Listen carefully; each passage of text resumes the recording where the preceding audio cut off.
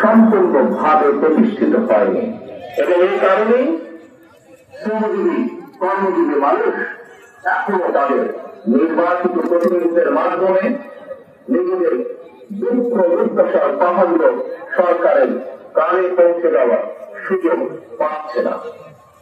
এই ভাই বোনেরা, এই ক্ষেত্রে আমি আপনাদের সামনে একটি উদাহরণ তুলে ধরতে চাই। আপনাদের নিশ্চয়ই সকলের কম বেশি জানা আছে, এবছর আলু চাষের সঙ্গে যারা জড়িত ছিলেন আপনারা সকলেই কম বেশি জানেন, দেশে কিন্তু এবছর বার্ষিক চাহিদার চেয়েও বেশি আলু উৎপাদিত হয়েছে।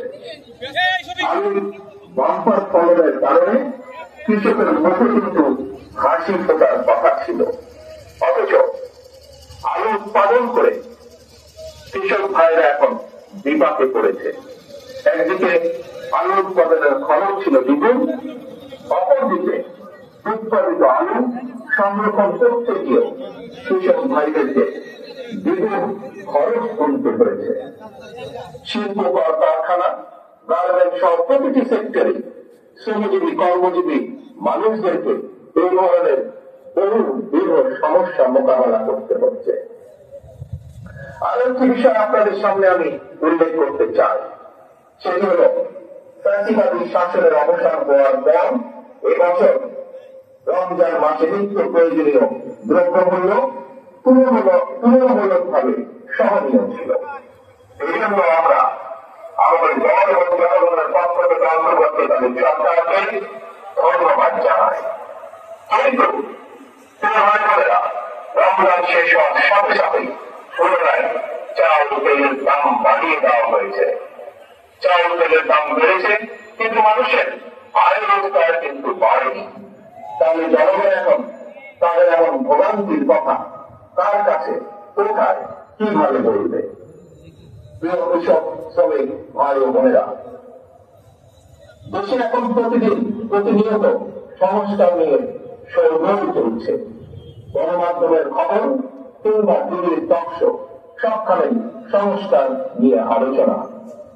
কিন্তু সংস্কারের যে এই এত কর্মযজ্ঞ চলছে, এই কর্মযজ্ঞে দেশের শ্রমজীবী মানুষের কণ্ঠস্বর কোথায়? কৃষক শ্রমিকরা তো গ্রামীণ অর্থনীতির মূল চালিকা শক্তি।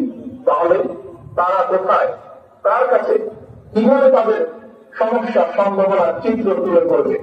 কে তাদের প্রতিনিধি? রাজনৈতিক দলের প্রতিনিধি হিসাবে আমরা মনে করি প্রান্তিক জনগোষ্ঠীর দুঃখ দুর্দশার সমস্যার সম্ভাবনার কথাগুলো যাতে রাষ্ট্র এবং সরকারের কানে পৌঁছে, এই জন্যই জনগণের প্রত্যক্ষ ভাবে নির্বাচিত জনপ্রতিনিধি, নির্বাচিত জাতীয় সংসদ এবং নির্বাচিত সরকার প্রয়োজন। কারণ জনগণের প্রত্যক্ষ ভোটে নির্বাচিত প্রতিনিধি, নির্বাচিত সরকার অবশ্যই জনগণের কথা শুনতে বাধ্য। ভাই বোনেরা, জনগণের কাছে জবাবদিহিমূলক সরকার প্রতিষ্ঠার জন্য রাষ্ট্র, রাজনীতি এবং সরকারের সংস্কারের জন্য বাংলাদেশের পক্ষের রাজনৈতিক দলগুলোর সঙ্গে আলোচনা করে 2023 সালে বিএনপি 31 দফা সংস্কার কর্মসূচি ঘোষণা করেছিল। সংস্কার কর্মসূচি নিয়ে বর্তমানে বিএনপি সারা দেশে জনগণের বিভিন্ন শ্রেণী পেশা জনগণের সঙ্গে সংলাপ করে চলছে। পাশাপাশি সংস্কার কর্মসূচি বাস্তবায়নে বিএনপি অন্তর্বর্তীকালীন সরকারের সাথেও আলোচনা করছে। কারণ রাষ্ট্র রাজনীতির গুণগত পরিবর্তনের জন্য যেমন সংস্কার প্রয়োজন, একইভাবে জনগণের রাজনৈতিক ক্ষমতা নিশ্চিত করার জন্য, জনগণের ভোটের অধিকার প্রতিষ্ঠার জন্য প্রয়োজন নির্বাচন। বিএনপি মনে করে সরকার এবং নির্বাচন উভয়টি প্রয়োজন। অন্তর্বর্তীকালীন সরকারের প্রতি আহ্বান, আপনারা একটু সতর্ক থাকবেন। অন্তর্বর্তীকালীন সরকারের একটি অংশ সংস্কার এবং নির্বাচনকে মুখোমুখি দাঁড় করিয়ে ফ্যাসিবাদ বিরোধী রাজনৈতিক দলগুলোর মধ্যে সুপরিকল্পিতভাবে বিরোধকে দিতে চায়। গণতান্ত্রিক জনগণের মানে এই ধরনের বিশ্বাস জন্ম দিতে শুরু করেছে। তাদের কাছে আমাদের আহ্বান, স্বল্প মেয়াদী এবং দীর্ঘমেয়াদী সংস্কার প্রস্তাবনা প্রণয়ন করুন। কোন রাজনৈতিক দলের আপত্তি নেই, তবে পাশাপাশি প্রয়োজনীয় সংস্কার সম্পন্ন করে আইন শৃঙ্খলা বাহিনী, বিচার বিভাগ এবং নির্বাচন কমিশনকে প্রস্তুত করুন। সুনির্দিষ্টভাবে আগামী জাতীয় নির্বাচনের রূপরেখা ঘোষণা করুন।